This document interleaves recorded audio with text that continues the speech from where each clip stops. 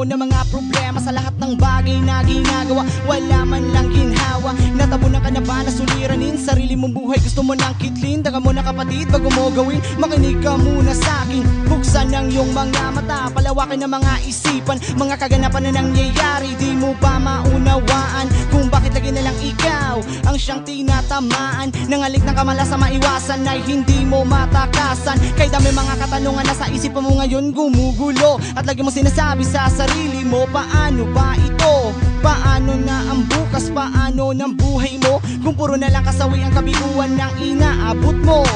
Nakakabaliw, nakakabuwang sininanais, mayroong hadlang. Gusto nang bumigay, gusto nang mamatay. Kumapit ka lang sa kanyang kamay. Magtiwala ka lang sa ngalan na may namahal na Panginoon. Dahil lahat ng mga suliranin na dinaranas mo sa buhay ay merong solusyon.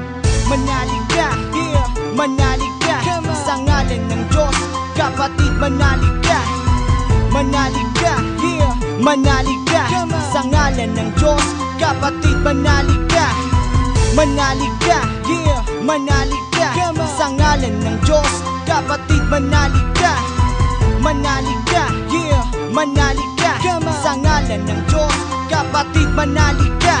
Nalilito ka na ba at hindi mo na malaman kung ano ang gagawin? At hindi mo na kaya pambilangin bawat ikinasama ng mga dalangin. Habang patuloy ang mga pagduro sa paghihirap mo sa buhay, na para bang pakiramdam mo ni isa wala man lang sa iyong dumamayatang kalupitan na tadya na nasa buhay mo ngayon humagupit. Kung bakit ba magandang kinabukasan palagi na lang sa buhay mo pinagkait. At ang sakit na nadarama pinipilit mo na lang labanan, pero alam mo sa sarili mo para kung matagal ka nang natatabunan. At ang kadena ng kahirapan na para mapatuloy na gumagapos. At lagi mo tinatanong kailan pa ba kaya sa buhay mo pare heto ay matatapos? Dahil wala ka ng lakas na kondena, para ba wala ka na talagang maibuga sa gitna ng kadiliman. Naliligaw ka na, nakakabaliw, nakakabuwang sininanais, mayroong hadlang. Gusto nang bumigay, gusto nang mamatay. Kumapit ka lang sa kanyang kamay. Magtiwala ka lang sa ngalan na may namahal na Panginoon. Dahil lahat ng mga suliranin na dinaranas mo sa buhay ay merong solusyon.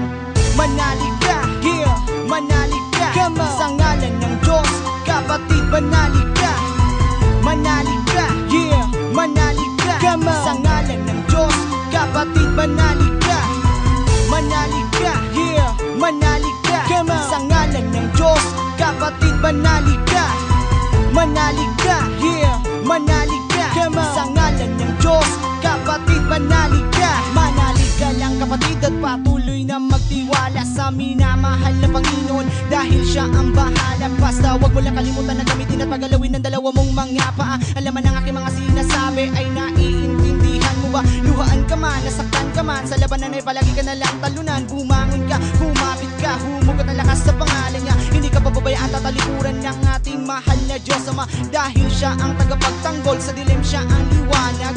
Kaya nating harapin kahit gaano pa man kahirap. Kaya wag kang mangamba, wag mag-alala, sisikat din naman ng araw sa problema na hinaharap. Pare ko wag umayaw dahil kasama mo siya, andyan lang siya, hindi ka naman nag-iisa. Nakakabaliw, nakakabuwang sininanais, mayroong hadlang. Gusto nang bumigay, gusto nang mamatay. Kumapit ka lang sa kanyang kamay. Magtiwala ka lang sa ngalan na may namahal na Panginoon. Dahil lahat ng mga suliranin na dinaranas mo sa buhay ay merong solusyon.